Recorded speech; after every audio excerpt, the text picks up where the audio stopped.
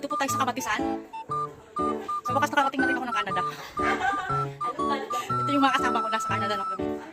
Ano kami, mga tomato picker. Tomato picker.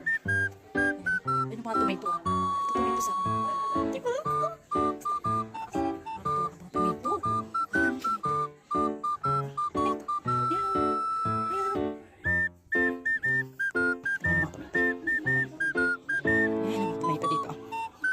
Ang saya. Tapos yung mga kasama ko na nasa